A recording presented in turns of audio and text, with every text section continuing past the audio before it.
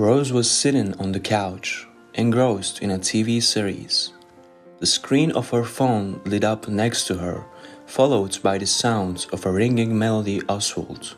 She eagerly grabbed the phone. "How are you, darling?" She heard her husband's voice. "Don't wait up for me. They both in a critical patience, and I will have to perform surgery urgently. I think I will only make it home in the morning. Love you." Without waiting for her response, he hung up the phone. Rose looked at the illuminated screen with a photograph of her husband and tossed the phone to the other end of the couch. They had been married for just 6 months, and she hadn't yet become accustomed to her husband's late-night shifts as a surgeon. Rose felt disappointed after watching a bit more of the series. Now devoid of the previous enjoyments, she turned off the TV and went to the bedroom. Rose took off her silk robe and tried reading a book, but it seemed dull to her, and her eyes were already getting heavy. She covered herself with a blanket and hugged a pillow. She woke up in pitch darkness. A fleeting thought was troubling her relentlessly. Had she been dreaming? Her heart was pounding anxiously in her chest. Rose sat up and listened, holding her breath.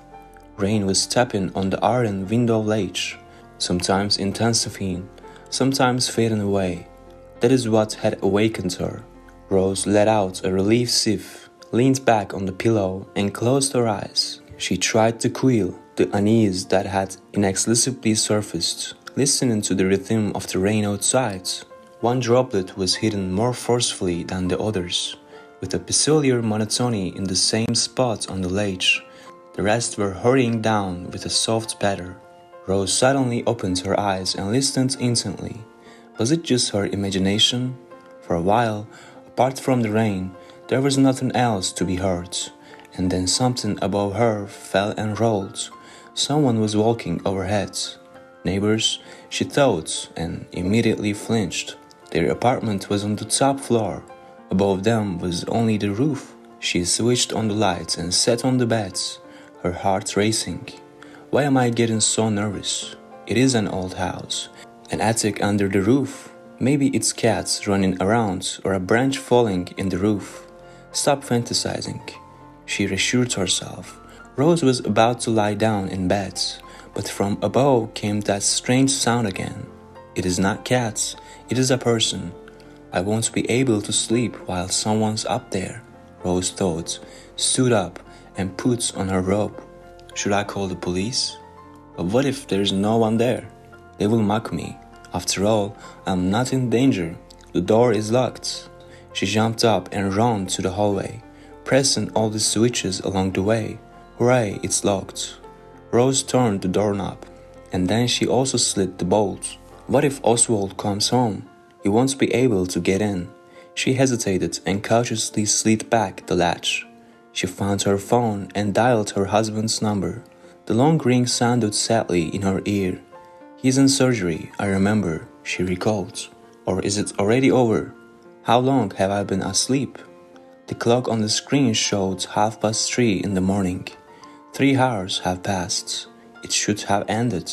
She dialed the number again, but no one answered. All the rooms were now brightly lit, giving her a sense of security. Rose approached the window. Rainwater streamed down the glass in a continuous flow, distorting reality.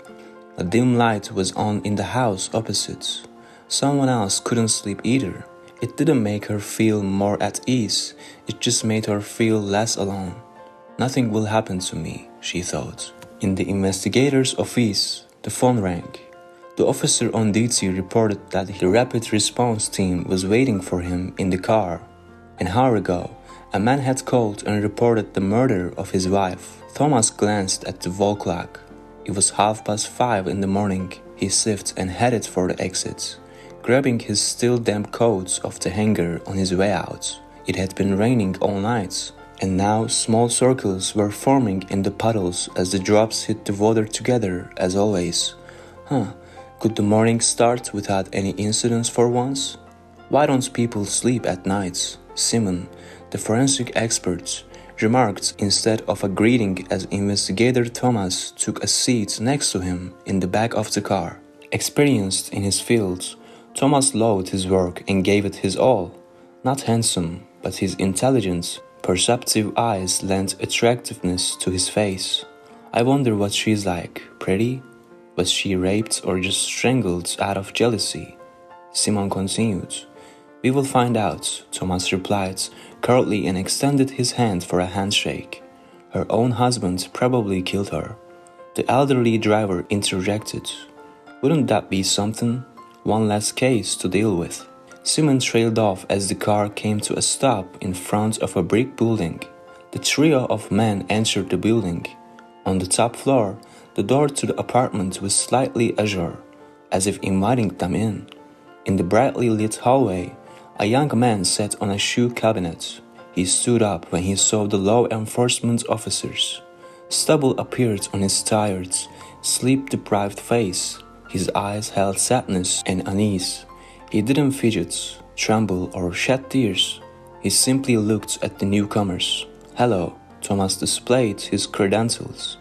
The man glanced briefly at them and nodded his head toward the interior of the apartment. In the velvet hallway, a young woman lay on a bed, dressed in a tank top. Her legs were covered by a blanket. A pillow lay next to her head. She seemed to be sleeping. Did you close her in? Thomas inquired, addressing the man who stood behind him. Yes, I'm sorry. I didn't want anything to, but I didn't touch anything else. In the cramped room with a square window high up on the wall, two men sat at a table. Before Thomas lay an open folder with a half-written sheet of paper. He trailed a ballpoint pen in his hands, stealing occasional glances at the young man across from him. The latter, with his head bowed, examined his hands folded in his lap. So, Oswald, the investigator interrupted the prolonged silence. You understand that, in a case like the murder of a wife, the first person they suspect is the husband. The door was open with your key. There are no signs of forced entry in the apartment. Nothing is missing. You killed her, and why? Maybe you would like to share. Oswald remained seated, still silent, staring at his hands. Don't want to talk? This isn't about wringing a chicken's neck. The investigator pressed on, looking at the surgeon. The pause lingered. Thomas was tired. Oswald couldn't provide alibi or a reasonable explanation. He wanted the interrogation over quickly. There was just one question that kept bothering him. Why? Suddenly, Oswald looked up, cleared his throat, and began to speak. The bed was all messed up. She must have resisted.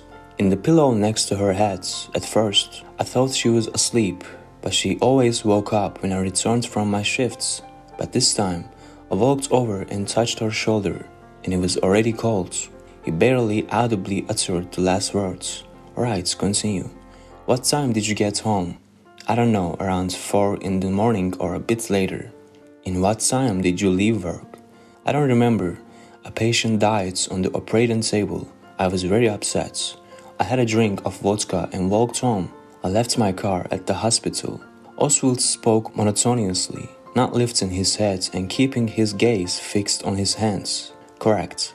It takes a little over an hour to walk from the hospital to your home. By car, it is 5 times faster.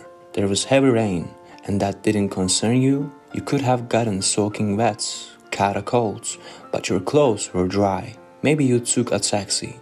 What were you doing from 1 a.m. to 4 a.m., Oswald? I already said I was walking. When I saw my wife, I got scared. I realized you would suspect me first. I wanted to run. I even went outside. Then I came back. Why? It is not human to act that way. Oswald lowered his head again. Let's suppose that's true. Go on.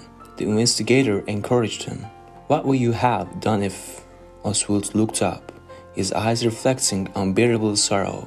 I'm the one asking the questions here, Thomas replied sharply. He had grown weary of this conversation. The suspect wouldn't confess, but he wouldn't defend himself either. Your wife's death occurred due to strangulation between 3 and 4 in the morning. You returned home around 4. You called the police around 8. What were you doing during the rest of the time? I don't know, I was thinking about it. Thomas jotted something down on a sheet of paper. I don't remember. I was shocked. The man persisted in staring at his hands, his head lowered. Shocked? But you are thinking there are no signs of violence. Yet, you immediately realized your wife had been murdered. Thomas mused almost to himself. Did you see the missed calls from Rose on your phone? Why didn't you answer or call back? I couldn't. You have to understand, it is not every day that patients die on a surgeon's operation table. Irritation crept into Oswald's voice. And why did you marry Rose? The investigator changed the subject. She is beautiful, but without higher education. Are you in love? Let's say you were and then fell out of love or caught her cheating. You could have just divorced, so why strangle her? I didn't do it. The man replied calmly and evenly. Thomas observed Oswald and was losing patience. What was the point of lying when everything was already evident? His intuition had never failed him. He is not simple. He is hiding something, he thought. You know, Oswald, in our line of work, motive is crucial. At first glance, you don't seem to have a motive to dispose of your wife in such a manner. The apartment is yours, and so is the car. She had nothing except her body and looks. Why? I didn't kill her. Oswald's voice broke into a shout. And why did you assume she was murdered? Couldn't she have died from a heart attack, for instance? Are you trying to confuse me? You need to find someone to blame and close the case. Of course, it is easier to pin everything on the husband. Oswald raised his head, his eyes burning with anger. Did your wife have a lover, perhaps? Thomas mockingly asked. I don't know. I saw her once talking to some man and had a fight with her about it. The man's mood shifted again. His voice sounded low and distant. And what about you? Doctors and nurses often have romances. You work night shifts together. The investigator deliberately provoked Oswald to spark bursts of anger, hoping he would slip up and confess to the murder. Don't talk nonsense, allowed Rose. The man responded wearily. We are not getting anywhere with this conversation. The investigator pressed a button under the table. Think about it. You are facing a long sentence. A security guard entered the room. Oswald stood up, hunched over slightly, and clasped his hands behind his back. Thomas was heading back to the police office, lost in thoughts. No choice but to confess. He is backed into a corner. I feel it was him. Why didn't he just leave or get a divorce?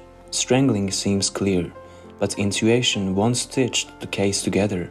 Hello, Thomas. A familiar voice sounded nearby. The investigator halted and turned around.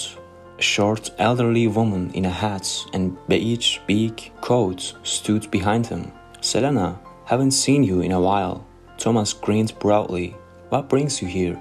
Well, she started, then waved her hands. Never mind. Is something bothering you?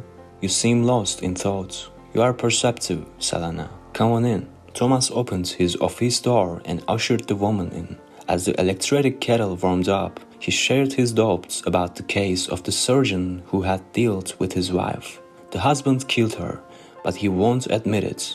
And there's no motive or alibi.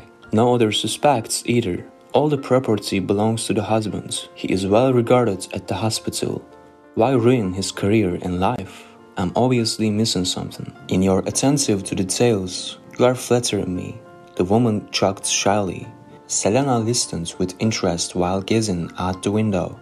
It was a cloudy day, a gentle breeze rustling the leaves on the trees. Voice of passers-by and sounds of passing carts drifted in from the streets. I have an idea. Selena turned her gaze to Thomas, who was watching her. My grandmother worked as a maid in a wealthy landowner's house for a long time. She used to say people are killed out of revenge, betrayal. That doesn't seem to fit here, from what I understand. Or maybe for valuables? She looked at the investigator inquisitively. The gold jewelry is still here, he clarified, understanding her hints. Is the girl poor? The woman asked after a pause. Can I see their family photos? Better yet, all the photos they have. Yes, I came across an album in the apartment. I went through it, but found nothing suspicious, Thomas replied. And did you check their computer? We did. No emails, no blackmail, no threats. Thomas fell silent, contemplating something. I think I'm starting to get it. Impressive, Selena. I wouldn't have thought of it myself. Do you have time? I'm retired and free. Use me however you need. The guest modestly smiled. In that case, please. The investigator stood up from his desk and gestured for the lady to follow him to the exit. The time was nearing evening. The clouds had dispersed, and the sun blinded the eyes. Selena turned away and squinted. The tall investigator's eyes were shielded from the sun by the brim of his hat. At a crosswalk, he lowered the visor in front of the woman, who smiled gratefully. When the car stopped at the right house, they were greeted by a cheerful chorus of children's voices from the yard. Thomas tore off a strip of paper with a seal and opened the door. The apartment was stifling due to tightly closed windows. The investigator presented the photo album in the living room. Selena attentively flipped through it and then closed it disappointedly. "What about the computer?" she asked. "You keep surprising me more and more." The investigator placed a laptop on the coffee table. Selena patiently waited for it to boot up and started going through the files. Thomas didn't interfere. He walked around the apartment, furnished with expensive furniture. He paused at the wedding photo on the shelf. "Why couldn't you leave peacefully?" he pondered. "Once again, found it!" Selena exclaimed triumphantly. Thomas quickly approached and stared at the screen. He saw an old black and white photograph. An elderly woman in a sundress was looking at a slender young girl in a short dress. A young man sat on the grass in front of them, his legs crossed. The investigator didn't immediately understand what had caught Selena's interest in this picture. She opened the next file, revealing a color studio photograph with the same blue and white gem necklace. "I believe you know what needs to be done." Selena turned her gaze from the screen to the investigator. "I'm indebted to you for life." He leaned down and kissed the woman's hands. "Without you, I would have never figured out." "Oh, stop it." Selena laughed and playfully waved her hands. They talked for a while, and Thomas called the operatives, including Simon. "I will go now. Don't worry, I will make my way home. You will call me later when everything's over." Selena got up and leisurely left the apartment. For several days, Thomas was entirely consumed by gathering evidence in the surgeon case. The folder was filling up with documents, photographs, and testimonies.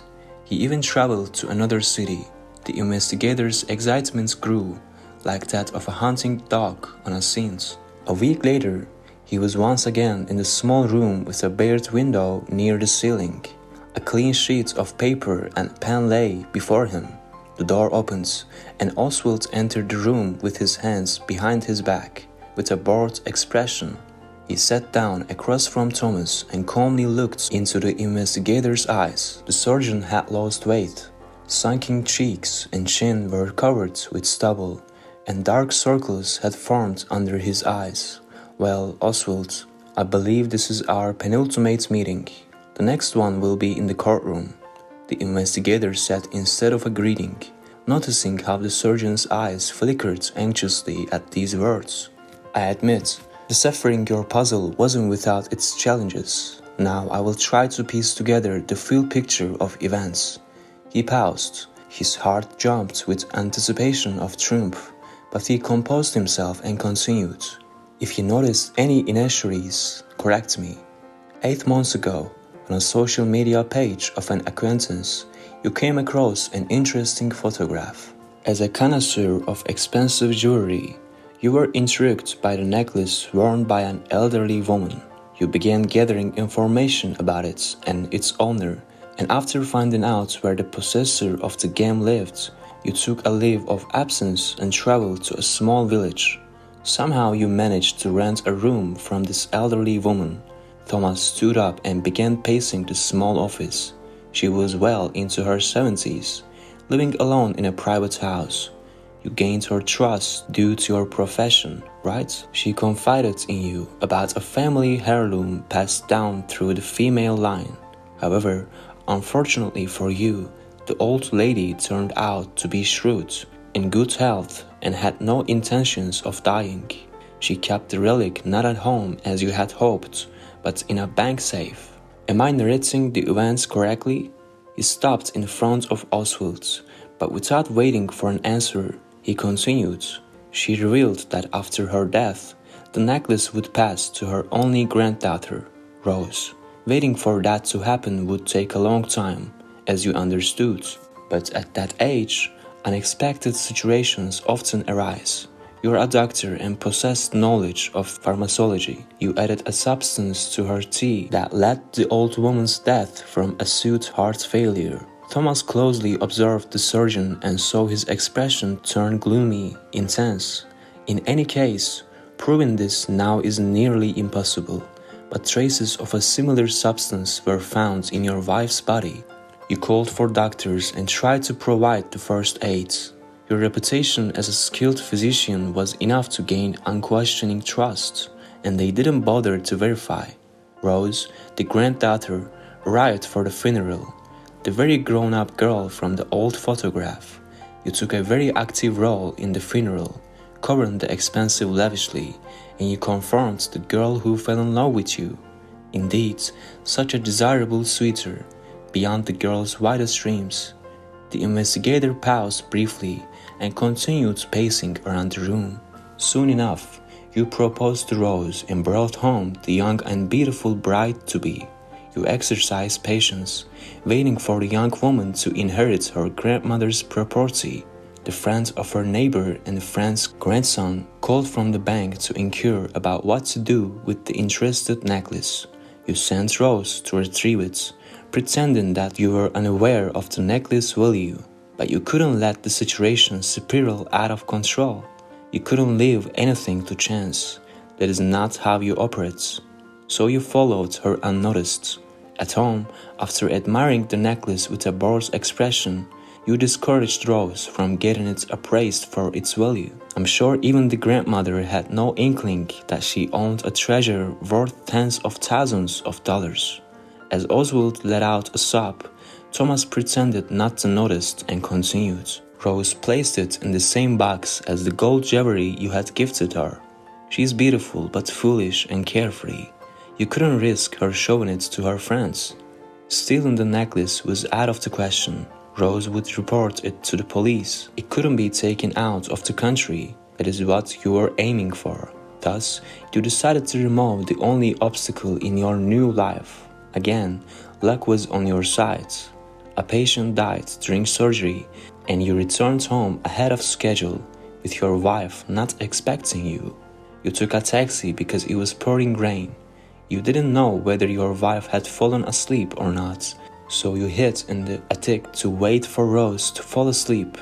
In the darkness, you stumbled upon debris, boards, empty bottles, and hit your head on a beam, even the plate into your favor.